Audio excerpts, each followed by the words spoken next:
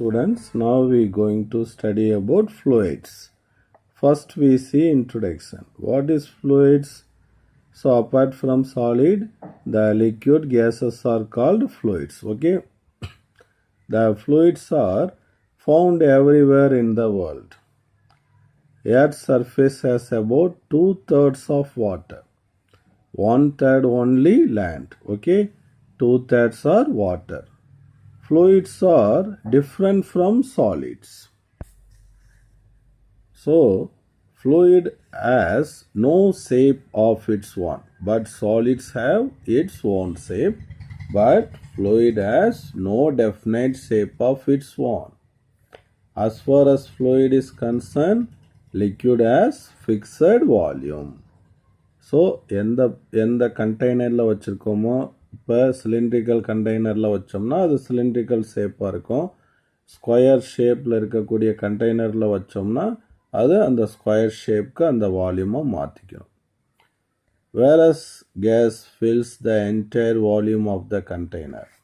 ஒரு சிலிண்டருக்குள்ளே கேஸை நம்ம அலோவ் பண்ணோம்னா அந்த சிலிண்டர் ஃபுல்லாக அது என்ன ஆயிரும்னா ஆக்குப்பை பண்ணிக்கிறோம். இப்போ அடுத்து நம்ம டிஃபைன் பண்ண போகிறது ப்ரெஷர். அப்போ ப்ரெஷர் ஆஃப் எ ஃப்ளூயிட்.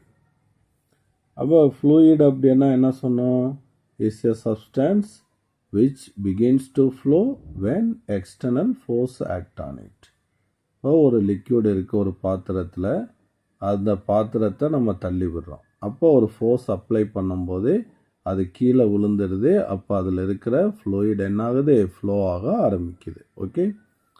அப்போ it offers a very small resistance to the applied force. இது ஒரு சாலிட் இருக்குது. சாலிட்னா ஒரு இரும்பு குண்டு. அதை தள்ளி விட்டோம்னா அது என்னாகும்? கொஞ்சம் தூரம் போய் நின்றுக்கிறோம். ஏன்னா அந்த சர்ஃபேஸ்க்கும் அந்த குண்டுக்கும் இடையில் என்ன இருக்கும் அப்படின்னா ஃப்ரிக்ஷன் ஃபோர்ஸ் இருக்கும். பட் லிக்யூட்னா நம்ம கீழே ஃப்ளோரில் லிக்யூடை நம்ம ஃப்ளோ பண்ணோம்னா அது என்னாகும் அப்படின்னா அது போயிட்டே இருக்கும். So it shows very little resistance for it's flow. So இப்போ என்ன சொல்கிறோம் அப்படின்னா force acts on a smaller area then the impact will be more. அப்போ ஸ்மாலர் ஏரியாவில் ஃபோர்ஸ் ஆக்ட் ஆச்சுன்னா அதனோட இம்பேக்ட் அதிகமாக இருக்கும். அண்ட் வைஸ் வர்ஸா அப்படின்னா force acts on larger area then the impact will be less. அதனால் இந்த மாதிரி ரிமெம்பருக்கு இப்படி எழுதி வச்சுக்கலாம். Force is inversely proportional to impact. இப்போ ஒரு ஃபிசிக்கல் குவான்டிட்டியை இப்போ டெரைவ் பண்ணலாம். இந்த ஐடியா வச்சுக்கிட்டு force is inversely proportional to இம்பேக்டை வச்சுட்டு என்ன டெரைவ் பண்ண போகிறோம்னா ப்ரெஷர் அப்படிங்கிறத டெரைவ் பண்ண போகிறோம். இப்போ assume an object is submerged in a fluid. இப்போ இது ஒரு கண்டெய்னர். இதில் ஃபுல்லாக என்ன போட்டுடுறேன்? ஃபுல்லாக வாட்டர்னு வச்சுக்கலாம். அப்போ இதில் என்ன பண்ணுறேன் அப்படின்னா I put a stone or a cork ஏதாச்சும் ஒன்று வச்சுக்கலாம். அப்போ என்னாகும்? The fluid exert force on all direction. எல்லா டைரக்ஷன்லையுமே இது மேலே ஃபோர்ஸ் ஆக்ட் ஆகும். த ஃபோர்ஸ் எப்படி ஆக்ட் ஆகும்னா normal to the surface of the object. அதனால் this force is called normal force. The force is always normal to the surface of the object. இப்போ எஃப்ங்கிறது மேக்னிடியூட் ஆஃப் ஃபோர்ஸ்ன்னு வச்சுக்கிடுவோம். Then it act on the area என்னன்னு வச்சுக்கலாம்? A. அப்படின்னா pressure is defined as force acting per unit area. Very very remarkable words. Okay, this is the definition of pressure. ப்ரெஷர்னா என்னது? Force acting per unit area. So பாருங்கப்பா, இப்போ இந்த ப்ரெஷருக்கு formula கொடுத்துட்டோம். F by A. ப்ரெஷருங்கிறது என்ன குவான்டிட்டி? Scalar quantity. அப்போ அதுக்கு என்ன மட்டும்தான் இருக்கும்? மேக்னிடியூட் மட்டும்தான் இருக்கும். இதுக்கு டைமென்ஷன் யூனிட் பார்த்தீங்கன்னா ஃபோர்ஸ்க்கு நியூட்டன், ஏரியாவுக்கு மீட்டர் ஸ்கொயர். அப்போ ஃபோர்ஸ் m⁻². அல்லது பாஸ்கல். சயின்டிஸ்டுடைய நேம். ஓகே, இந்த ரெண்டு யூனிட்டையும் நம்ம யூஸ் பண்ணலாம். அண்ட் டைமென்ஷன் உங்களுக்கு கண்டுபிடிக்க தெரியும்.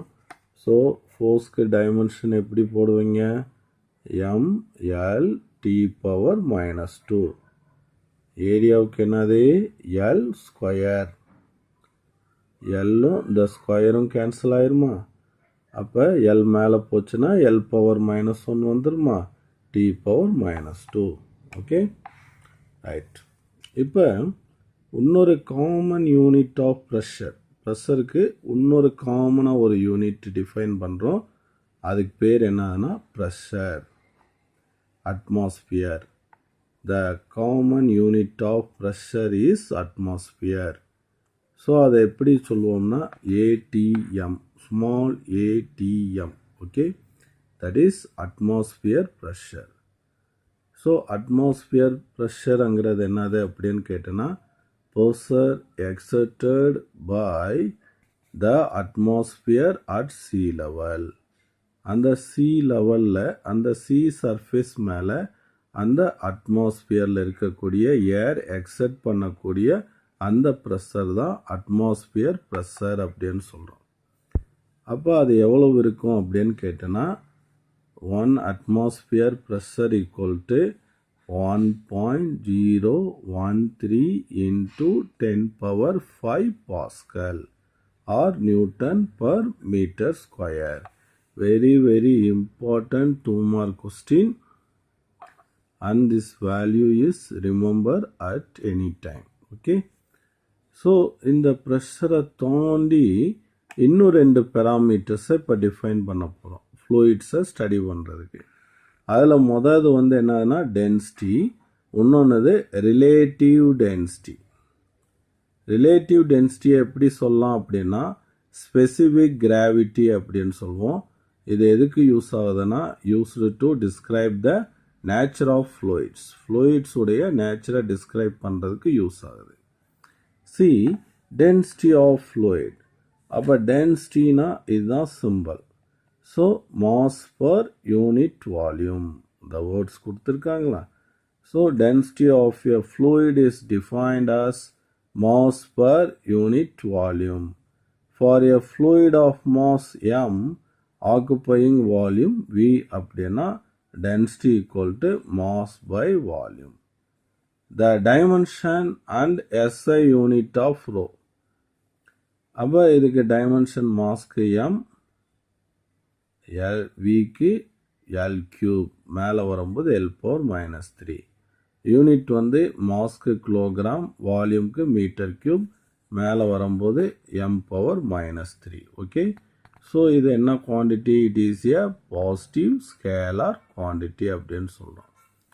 ஸோ ஒரு லிக்யூடை நம்ம என்ன பண்ண முடியாது? அதை அதிகமாக கம்ப்ரஸ் பண்ண முடியாது, லிக்யூடை சுருக்க முடியாது. நம்ம எவ்வளவு தான் ஃபோர்ஸ் அப்ளை பண்ணாலும் இட் இஸ் ஹைலி இன்கம்ப்ரெசிபிள். அப்போ it's volume does not change. So the density is almost a constant. அதான் இங்கே கொடுத்துருக்கான். So liquid is largely incompressible and density is nearly constant. Okay, that is constant at the ambient pressure. Ambient pressure என்னது? 1 atmosphere pressure. அப்போ in this case of gasesல வந்து there are variation in density with reference to pressure. கேஸில் வந்து என்னாகும் அப்படின்னு கேட்டோன்னா அந்த density வந்து தொடர்ந்து சேஞ்ச் ஆகிட்டே இருக்கும். இங்கே இருக்கிற மாதிரி இருக்காது. அதாவது எங்கே இருக்கிற மாதிரி? ஃப்ளூயிட்ஸில் இருக்கிற மாதிரி இருக்காது. கேஸஸில் வந்து டென்சிட்டி இஸ் வேரியேஷன்.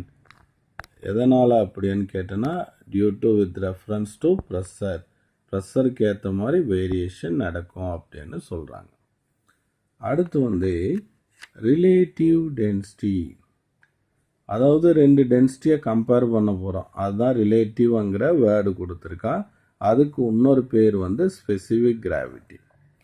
இப்போ relative density of a substance அப்படின்னா is the ratio of density of the substance to the density of water at 4 degree Celsius.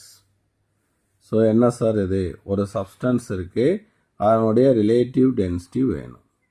அப்போ அந்த சப்ஸ்டன்ஸோட டென்சிட்டியையும் வாட்டரோட டென்சிட்டி அட் 4 டிகிரி செல்சியஸில் என்ன இருக்கோ அதையும் டிவைடு பண்ணிட்டோம்னா அதுக்கு பேர் ரிலேட்டிவ் டென்சிட்டி.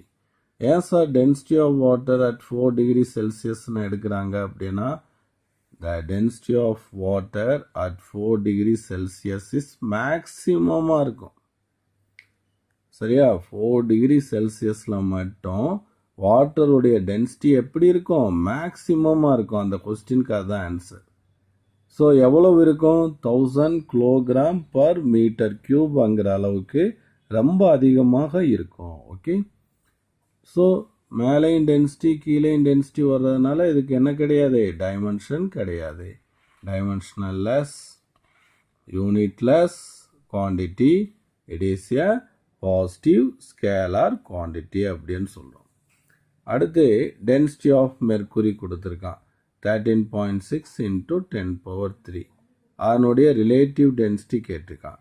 அப்போ மெர்க்குரியோட டென்சிட்டி எழுதிட்டு டிவைடட் பை வாட்டரோட டென்சிட்டி எவ்வளவு, 1000 எப்படி எழுதியிருக்கோம், 1 into 10^3. 10^3 கேன்சல் ஆயிடுச்சா, அப்போ என்ன வருது, 13.6 is the relative density of mercury and 13.6 into 10^3 is the density of the mercury. Isn't it? Okay students.